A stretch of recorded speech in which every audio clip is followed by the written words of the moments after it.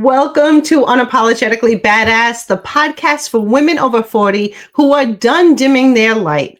I'm your host, Renee Carbone Fleming, coach, queen, and master of the midlife glow up. Solo chats, epic guests, no filter. Let's freaking go.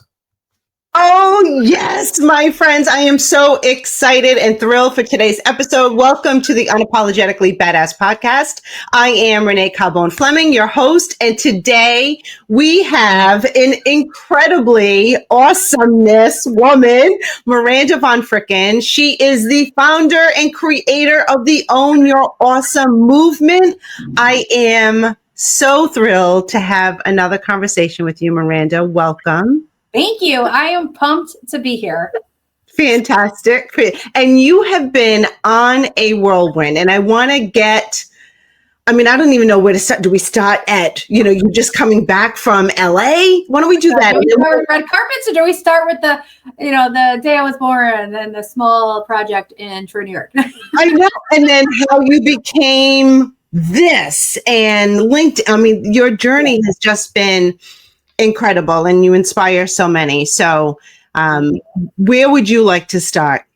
So, I guess you are all about being unapologetically a badass, and I'm all about owning our awesome, which to me sounds very similar. Yeah. And so maybe obviously we could start how I got my start, how I became this version of me. I'm still the same person I was, many years ago, but I guess I'll just introduce myself in general and what I do and who I serve. And then we can just kind of take it from there. I love that. Very good. So I am a reformed 9-to-5er. I spent 15 years leading the career directives of higher education in a college. And then I dabbled in admissions for a little bit. So I've got a little sales background. And I also became an HR leader for within that 15-year time frame. It was higher education and human resources. And in higher education is where I really started to realize how I was meant to serve and own my calling, if you will. During that time, I was helping college students, not just entering college, but also adult learners who came back and returned to college, figure out not only who they are in this world, but how they were going to serve professionally. So they would pick a major. I'm the career director. They would come to me for things like resumes. I was on LinkedIn back in 2007. It was a totally different place, but I helped them to articulate their skills, their passions, their qualifications, and not only on paper, through the resume and LinkedIn and such and cover letters, but through their job interviews, through negotiating for higher salaries in these interviews. And I'd connect talent to opportunity. And during that time, I got a master's in motivation, which sounds crazy, but I started to really lay the foundation for who I was meant to become today. So I got my master's, I got life coach certified. I started writing a weekly article called Weekly Realizations, Real Thoughts for Real Women. And it was adorable. When I go back and it's on a floppy disk, by the way, that's how long ago it was. I don't even know how I would go and look at it again, Yeah. Luckily, where do you even put it in? I don't even know. It's hilarious. So I would email, my husband was on my email list, so he has a copy of all of them. So if I ever need to, I'll just log on and get an old version. But it's hilarious, going back and seeing my message was always the same. And it was essentially own your awesome without it being the big brand, So it was always, whether I was for myself, for my students, even for the hiring managers who were interviewing these students, I would talk to them about being confident in their conversations, in their interviewing. So I started speaking and coaching back then. Some of it was part of my 9-to-5, and some of it I did pro bono because I loved it. And then I realized wait, I could probably get paid for this. And then I got laid off, which sounds crazy. I got laid off. So I was an unemployed career coach, which was such mind thing, it was crazy. So I started actually doing an MLM. I started Beachbody. It was my first taste of entrepreneurship, but I really bought into the personal development side of what these organizations bring to us. And I was really into health and fitness. I was doing Tough Mudders, running 5Ks and stuff like that. So I was really into that. And we had a big community here locally who did that organization. And I got another 9-to-5 and I drank the Kool-Aid in HR at this point. Big organization, multiple countries. I got to lead their training and development program. So everything I learned in my master's and everything I did professionally in higher education, I got to bring it to this tech company. So I was making good money. I had great people around me. And I ended up, because I drank the Kool-Aid so much, I ended up not coaching anymore, not doing Beachbody anymore. I actually shut it. I was like, this is crazy. I could do this job or, expand into more roles in this company forever. I really was the corporate girl. Yeah. Except for one piece. I was a muted, diluted version of who I am. So because it's HR, I had to be quote unquote professional. Yeah. So my hot pink, my tutus, my flip-flops, my bubbly personality was tolerated to an extent, but it was not encouraged. Yeah. I would walk around, high five people in the morning, tell jokes, be silly, be awesome. Some people had a hard time with it because that's not what human resources are for, And so I started to really struggle in my role as a 9-to-5er. I really missed connecting to individuals, not just their, benefits plan, even though I didn't do benefits. I did more recruiting and hiring and leadership and development. But I got to do some of it, but I didn't get to be all of me. And so I kind of felt a lack. And then my little brother passed away. He was 19 and it hit me. It hit me really hard. Questioned everything, questioned my faith, questioned what I was doing in this world. I got back to, after bereavement, went back to work 2 weeks later, and I got laid off again. Oh. Yeah. And I was like, what the actual F? Right. What is happening? And you know what? We never see a gift for what it is in the moment. Right. We can only look back, in hindsight, see it as the gift it is. And so even the first layoff was a complete gift. When I look back and replay these moments now with my current knowledge, these losses, not the death of my brother, of course, but the losses of these professional identities were such a gift.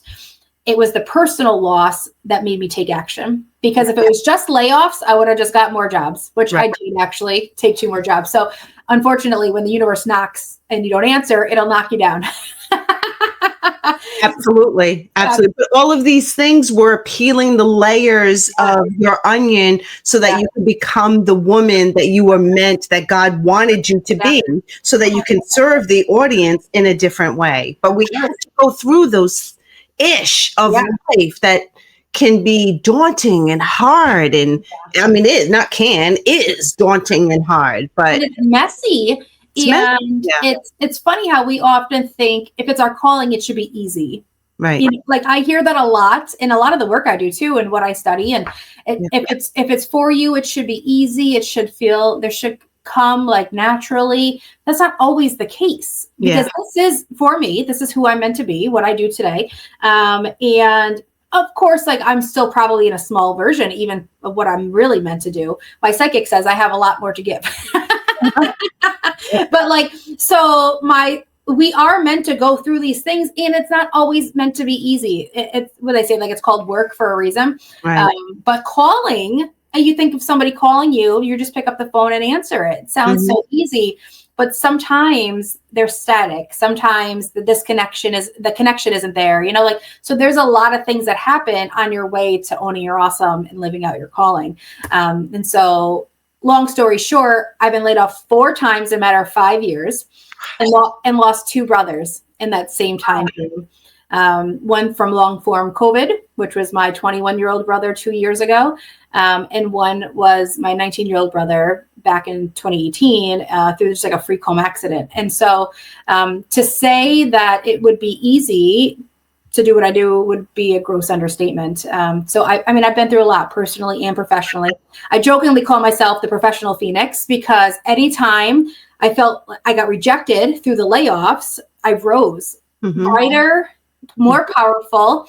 And I started to own a little bit more of who I'm meant to be through each of those rejections. They were rejections. And now looking back, even losing my brothers brought a certain clarity to me why I'm on earth and how short a time frame it could possibly be. So I no longer waste time playing small. I am now the biggest, boldest version of myself while spreading the message to as many people who will listen about finding who they are and living it out immediately and not waiting to accept that calling on your life. I have goosebumps because I know it's so good. I do too when I tell it. Right, because that's what attracted me to you. We have so much in common in that, like, live your fucking awesome. Be unapologetically badass. This is like, no matter where you are in life, no matter your circumstance, no matter your ish, no matter what you've gone through, take it and embrace it and go, what am I going to do to change my circumstance? When we shed the expectation of who we think we were meant to be, how we're meant to act, what we're meant to do, right? When we release that expectation, either we put on ourselves or society or family or friends, then it's like, watch the fuck out. Like it is such a, and I don't know if it's, part of it, I think, is us women going through the ish. Yeah. And I can't say not meant to, but my lane is really, more, and a lot of you is women. And going through the ish and what you're going to learn from it, that happens through years and experience. So, oftentimes I would think that you also find that women over 40 have experienced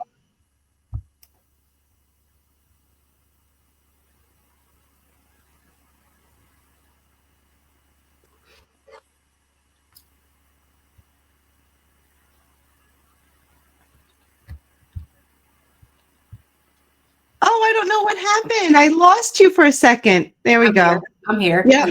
I think we lost me for a second. I don't know why. My service is fine.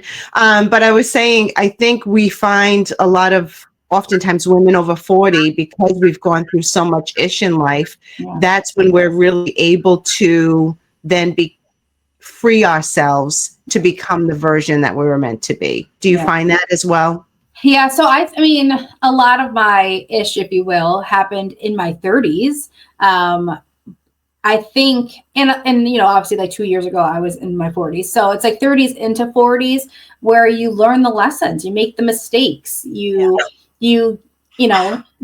becoming who you're meant to be, and you're shedding the layers of what no longer serves you. You're setting boundaries, like you're realizing like the things you heard growing up may not be true, or a version of them, or a perception of other people. So you have to go through the mud to get to, the higher ground, if you will, so there's definitely, they're gifts. Unfortunately, like as crazy as some of the things we go through sound, they become, or you can find the gift within it. You know what I mean? Like, what's the lesson? What am I learning here? What's the blessing? What's the mess? And most messes can be cleaned up. Sometimes some take longer. I'm still healing from loss. I don't think I'll ever be completely whole, losing 2 siblings, but I think they're still with me. I feel them actually closer than I ever felt them. So you either learn from it and heighten your abilities on this earth until I'm connected to them again. But I feel like one of them helps me run my business all the time. Yeah.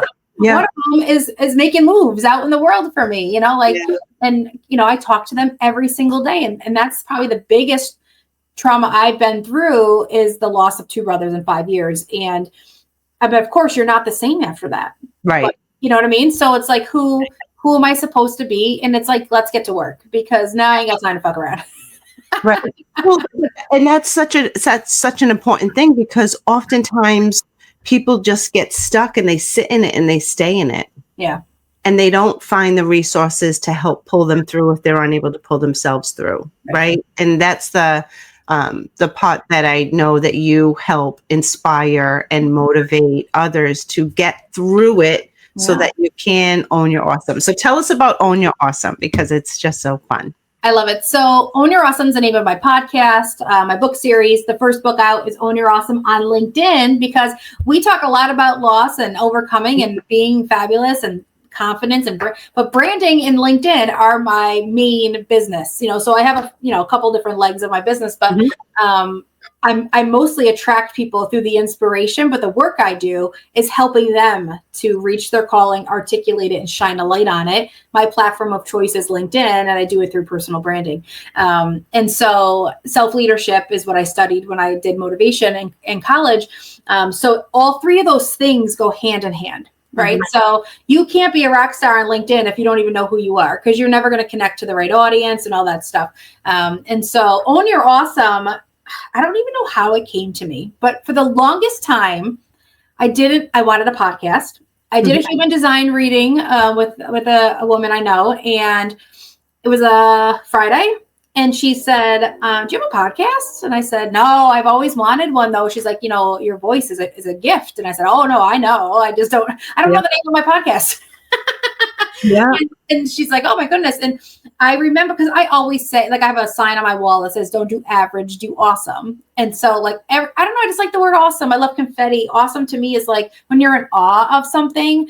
I mean, it's funny that the word awful sounds more like bad, but like full of awe would be more likely of what's happening. And like some of awe is weird to me, but for some reason, so I went through branding. Like, I spent thousands of dollars with a Manhattan branding agency, and after like 2 days of working to come to my brand so I can get this podcast and this what I was looking towards, we came up with something completely different, and it just wasn't me. I just knew it wasn't me. And that's when Own Your Awesome came. When I knew what wasn't for me, what was for me actually came into my sights. It was just my vision, a little download.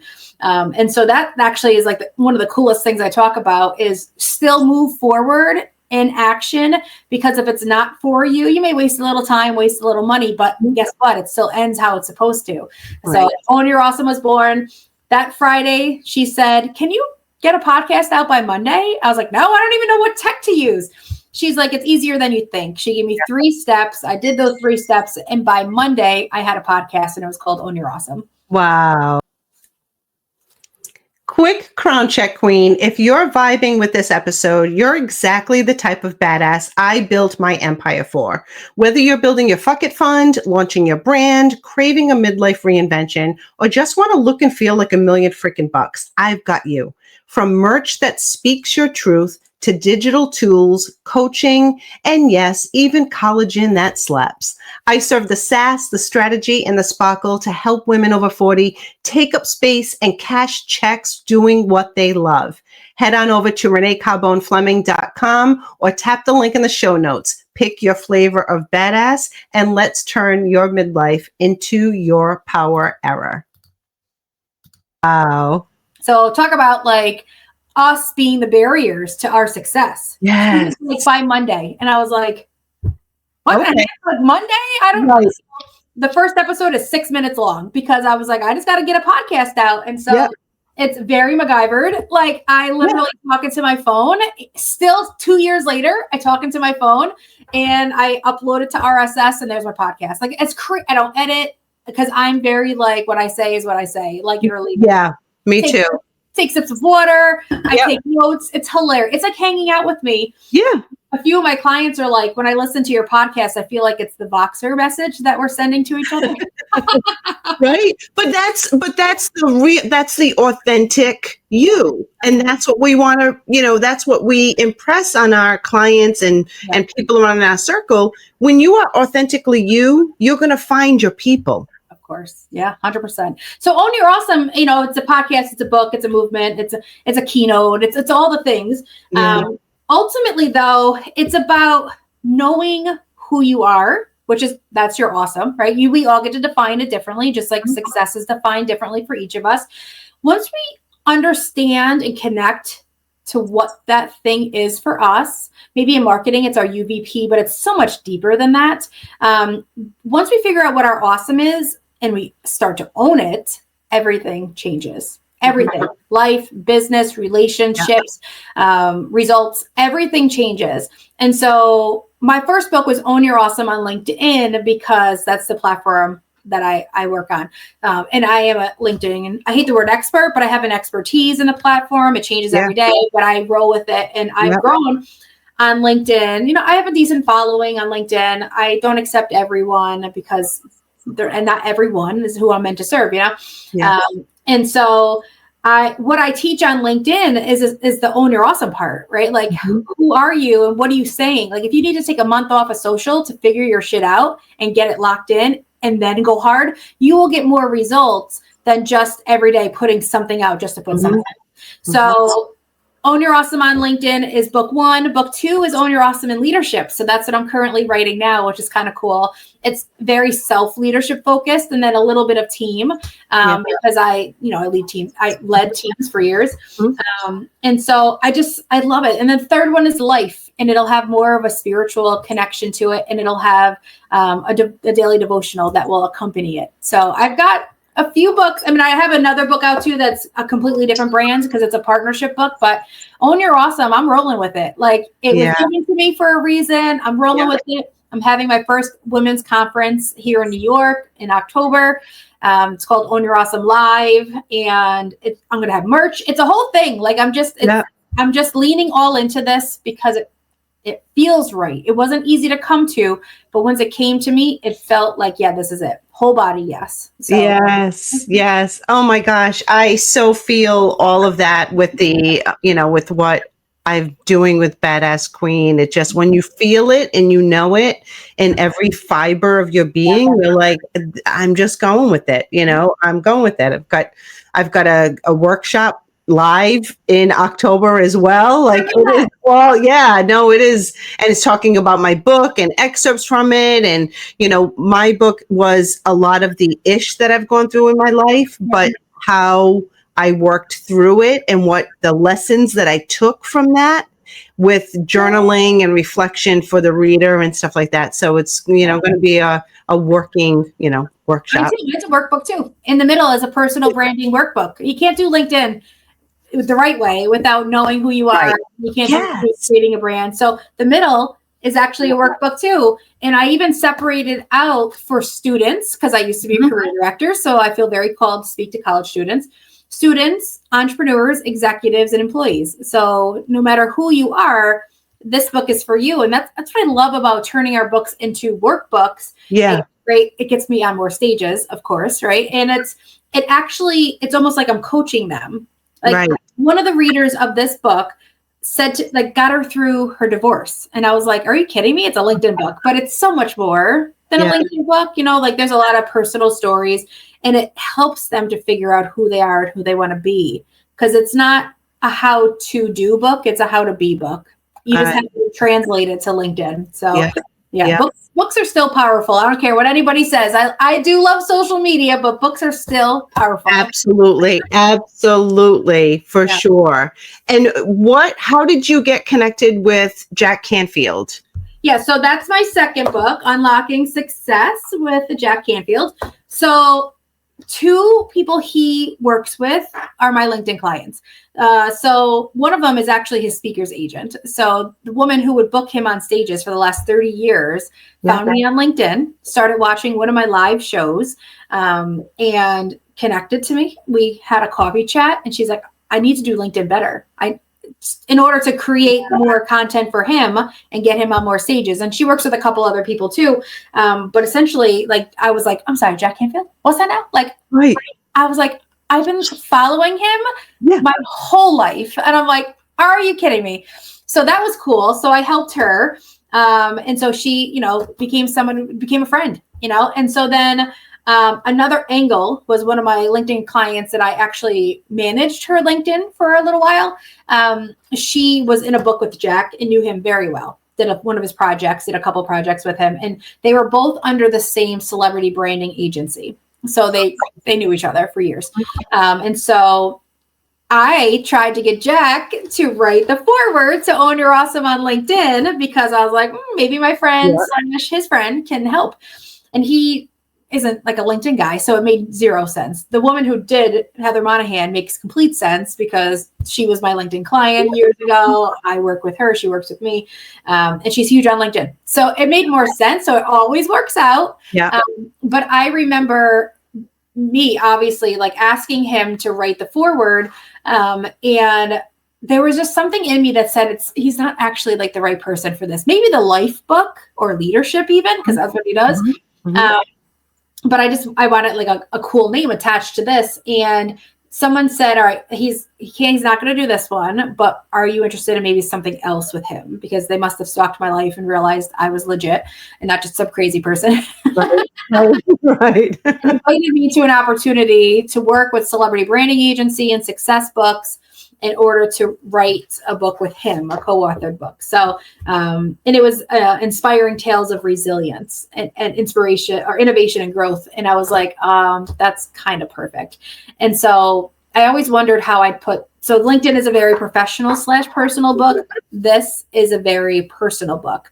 And it's me and other women and men who are in here in this book. And my story is about the loss of my brothers and loss and connecting to the light through the loss and finding that there's always light after loss.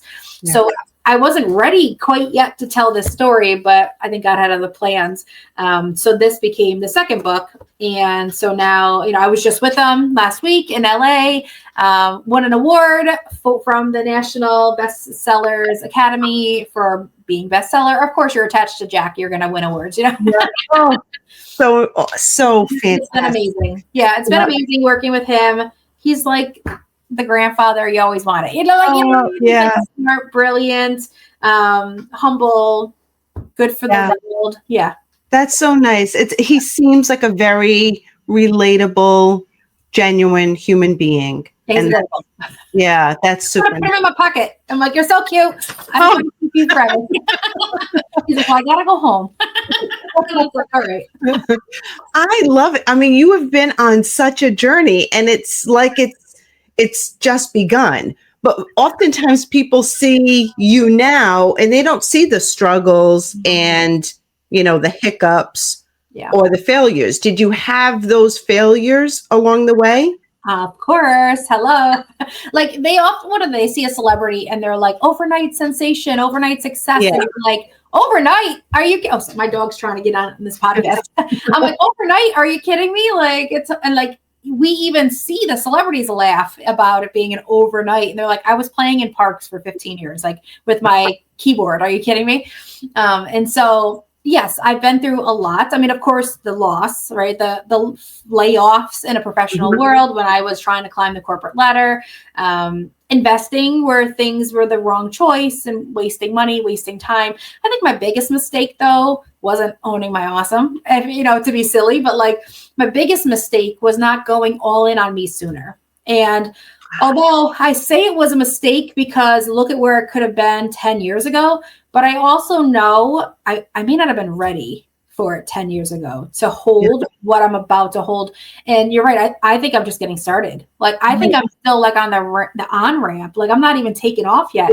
Yeah. I have so much work to do in this world and I'm still figuring exactly what that means for me. And it's exciting because I plan on being here for a long time. So my thought still is though, if I had trusted myself or trusted God a little bit more early on in this, I may not have taken that second job after that college layoff. I may have gone all in. And it's funny because I often say, and I just had this conversation with a client too earlier today about, because she's an AI and she's like, I don't want to miss the boat on AI. So she stopped doing all the website marketing stuff. And now she's all in on AI. And she's like, I don't want to be late to the game. And I'm like, well, it's all perfect timing, right? Like, let's be honest, like the timing is perfect. But I always felt that I was, look at how many people are on LinkedIn that have like hundreds of thousands of followers. And I have 22,000 followers, but I've been on LinkedIn for years more than they have. Like I just had my 15-year anniversary on LinkedIn. They just sent me a message. It's funny. But I have been on LinkedIn forever. But I've also noticed when you give it enough time, you keep moving forward and keep saying yes to your calling. I've seen so many of those people come and go. So many of those people who got like LinkedIn famous, whatever, those influencers, they back to 9 to 5, different business. Even a woman I work with in the UK, she doesn't even do LinkedIn anymore. And she was like one of the biggest LinkedIn people. Wow. And they've just evolved, right? That's fine. But I think LinkedIn is meant to be a part of my story consistently, because that's my platform of choice. And I just think like I'm not late to the game. I'm exactly where I'm meant to be at this timing. So I could say it was a mistake not to, really quit my jobs and go all in on LinkedIn. But had I not done LinkedIn for the 9 to 5 jobs, I probably wouldn't have this expertise. I use them for every one of my jobs. I used LinkedIn. I trained the companies I worked for on how to use LinkedIn and how to do it better. LinkedIn came to visit me maybe like 9 years ago or so at my company. The CEOs were like, what are you doing on LinkedIn? Cover letters I would say, I learned about this opportunity from a post on LinkedIn from Miranda von Frigget. And I'm like, so none of that would have happened had I not made the mistake of going back to corporate after my first layoff. So was it a mistake or was it exactly meant to be? You know what I mean? Right. Yeah. So, no, I do believe it is God's timing, and we have to go through the stuff we have to go through in order to get to where we are. But as an entrepreneur, what do you think has been, your biggest obstacle in growing your brand? Systems. Systems, tech, my affinity for automation, like all the things. So I actually joined a coaching program. It was a year-long program from a big personality on a podcast I'd listened to. And the craziest thing is she doesn't even do business coaching for my type of people anymore. So it's hilarious that like even she has come and gone and I'm still doing the things. She would always ask us like, what's in the green, the red, the yellow. And I'd always say systems are pink for me. Like systems are pink because they're not quite red because I have some systems. But I was always fearful of like a CRM because it made me feel like I was back in corporate. You know what I mean? So not having the right systems, not having financial planners, a lawyer, like those things I should have done sooner. Own Your Awesome is trademarked here and in the UK. So taking ownership of my awesome and those things I think held me back. Once I realized who I was and what I was meant to do, I think it sounds so minimal, right? Like how many people have a podcast in mind, but don't have a name for their podcast. So they don't do their podcast. Maybe that was one of them. Right. How many people have a book in them and they're not writing the book because they're not sure how to promote it. I'm like, who cares about the promotion? Put it on paper. You know what I mean? Like there's so many people who want to speak on stage, but they're like afraid of the audience. You don't even have a message yet. You're not going to ever be on the stage until you get your message. So a lot of what I do with women is I have this thing called a 6-week sprint, and I help them get over their shit in 6 weeks. Not only their shit, but also articulate. Like, is your goal a TED Talk, a TEDx? Cool. 6 weeks, we're going to get you so much close, maybe even the TED stage. It just depends on where they are currently. But we'll formulate your message. Like I worked with a woman who got laid off and didn't want to go back to corporate. So we created her a brand, a framework. She got her first client, $10,000 a month. And now she's like, I don't have to go back to corporate. And I was like, you're welcome. Because I won't put up with like the excuses. I mean, I'm gentle. I've got a good feminine side too, but I've seen what happens when you go slow. People will pass you. They'll take up I invented Spanx. How many of us invented Spanx? No, right. With it. But Sarah took her $5,000 in her red book bag and did something with it because she wasn't messing around because it was for her. So either Spanx wasn't for me or I missed the opportunity and God gave it to somebody else. You know what I mean? Like even Oprah said she was cutting the feet off her pantyhose for years. I remember in high school cutting the feet off my pantyhose to go to like prom so I could wear open-toed shoes, but still like suck it in. You know, like how many of us have something in us that you eventually, so like I remember when I was a dancer for an arena football team, I used to be a dancer, I would take scrunchies and wrap my bra in the back and make it tighter so that I was up more. I didn't want to wear a sports bra, so they would be tucked in and tight to dance, and I used the scrunchie. There is now a product, not on Shark Tank, There is now a product that people make thousands, millions, whatever of dollars on. And it was just really, I've been doing that for years. So how many of your listeners, of the people that are out in the world, have a book, want to get on stage, a passion project, want to save the whales, and we're stopping ourselves because we're afraid of the ocean, or we're stopping ourselves because we don't have a boat to save the whales? Who cares about the fucking boat? You can save the whales on land. You know what I mean? Right. Like, you can write a book without a publisher. I uploaded mine to Amazon. I paid $800 for a dude to format it and create the cover and all the things. It can be done. And somebody could say, like, oh, I don't have the $800. But the book was free. I wrote the book for free because it's my thoughts. I actually Voxered a lot of my book and transcribed it myself. You know what I mean? Like, there are so many ways, jokingly, to MacGyver your passion. Yes. Do what you need to do and stop with all the nonsense. Yeah. I tell women, get over it and get on with it. Whatever it is you got to get over it, because you're stuck. You're still in that moment, and you're frozen in time, and you're never going to live the life God put on your heart that you were meant to live because of, a fear or a limiting belief or nonsense. Yeah. So many people are afraid of what other people are going to think or say. I find that all over. And that's, I'm sure I'm guilty of that too. When you put yourself out there, right? We all, when you put yourself out there and you become the real version that you were meant to be, some people aren't going to like it. I just posted on Friday because I was on the freaking NASDAQ billboard. I saw that. Right? Like crazy, like an amazing feeling, accomplishment. There are so many people who did not clap, who did not congratulate, and people that I know. And it just made me reflect and go, you know what? I could either sit in the sadness and go like, why didn't they, or why aren't they, right? But what I share with others is that's on them. That's on them. Yeah.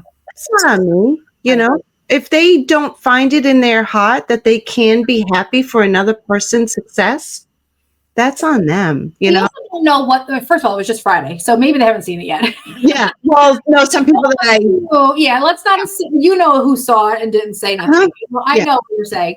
Like, so part of me, I feel like that is the whole it's none of your business thing, what people think of you, because that is one thing that will hold us back too. And it's also, you're holding up a mirror for them that they'll never be on that NASDAQ board, or they can't afford to do whatever you did to get yourself there, or they don't have the confidence and the self-love to get themselves to that. And maybe they don't want it, and that's fine. But if they don't want it, there's no reason not to celebrate you for getting it. You know what I mean? Like, I'm never upset by somebody else's success, but if I'm triggered by it, it's because there's a lack in me that it's calling out. It's acting as a mirror. So I was just talking with one of my clients about, there's somebody on social media who triggered her, and because she's so successful, and she wasn't like 5 minutes ago. And I'm like, and she always tells a story. 5 minutes ago, I was this, and now I'm a millionaire. And my one client's been working for years and can't figure out why she's not like